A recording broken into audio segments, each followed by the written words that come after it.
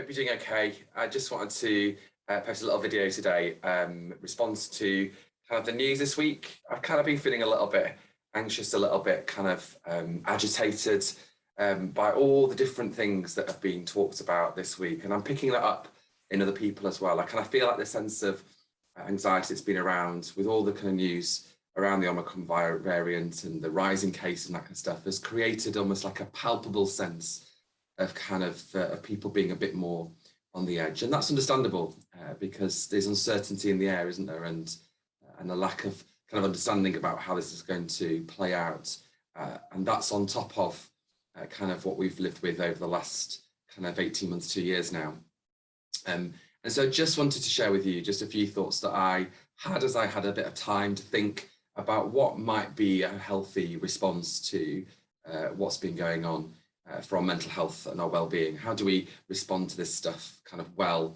rather than letting it get us bogged down and kind of and feeling heavy and actually I suppose feeling that sense of anxiety.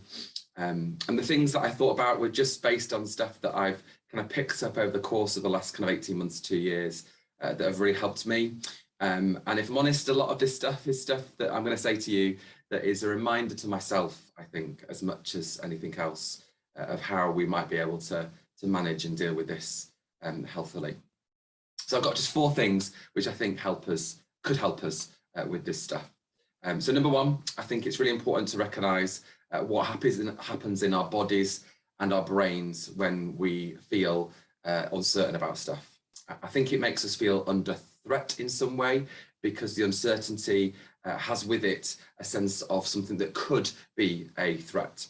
And I think that then what happens in our bodies and our brains is that we start to experience all sorts of potentially physical symptoms like maybe some dizziness or some nausea or some palpitations or kind of agitation.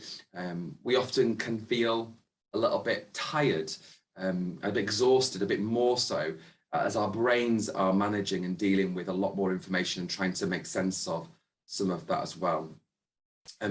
Just to say that I think one of the really important things we do with that is recognise that that is a normal response to something that our bodies and our brains are perceiving as a threat.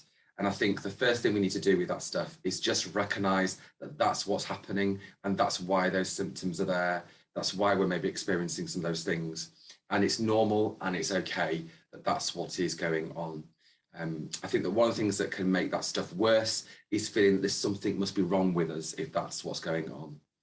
But I think being reassured that that stuff is normal is number 1 in helping us to deal with it.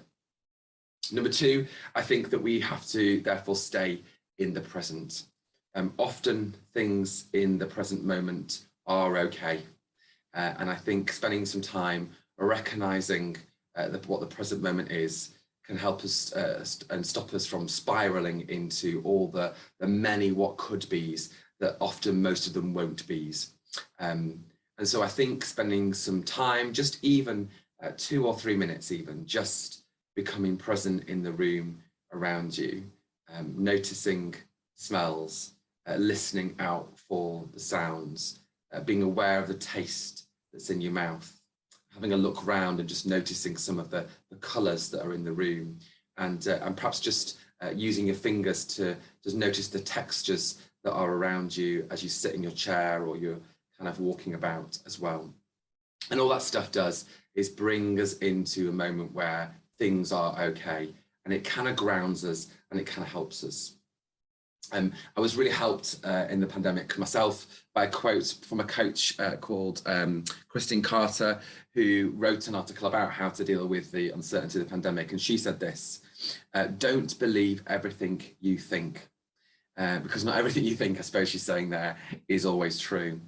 We grieve for things we haven't actually lost and react to events that are not actually happening.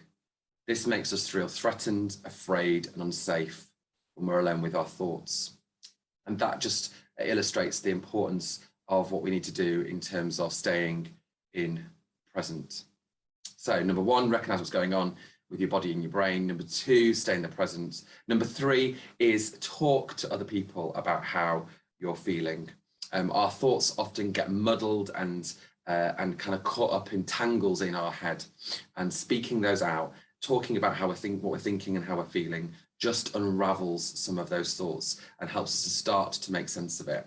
And rarely, especially with all the kind of changing, ever-changing circumstances that we've got at the moment, does that happen in one go. It's about having an ongoing conversation with people.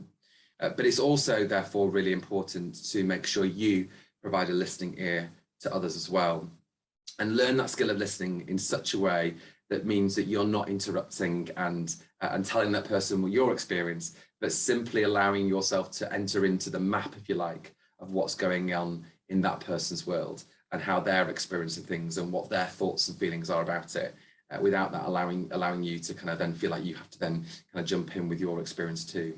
But simply being present and listening to somebody's thoughts and feelings is really powerful. And actually, when we're able to hold a space for somebody where their thoughts and feelings are heard and it's a space that's safe, then actually what that does is it creates a sense where people start to feel safer with their own thoughts and feelings when they're on their own too. So that can be a really powerful thing. So number one, recognize what's going on in your body and brain. Number two, stay in the present. Number three, talk about how you're feeling and listen to others. And then number four is just be kind to yourself.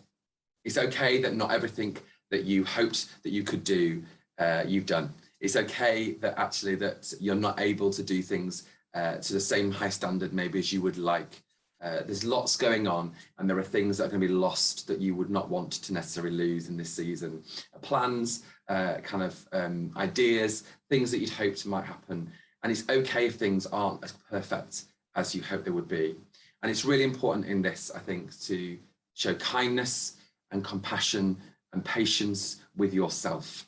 And I think that when we feel kind, when we feel compassionate, when we're patient, forgiving of ourselves, I think that gives us a greater capacity to do that for other people as well.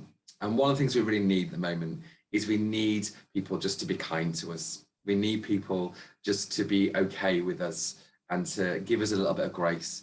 And therefore we need to be able to do that for other people as well. I wish you all the very, very best over the next couple of weeks of the season, and hope that there's not too bigger ramifications of anything that comes out and anything develops. We hope you can stay safe, and we hope you can be okay. And I hope these 4 little things that I've shared today might just give you a little bit of encouragement about how to manage some of the challenges that we're currently facing.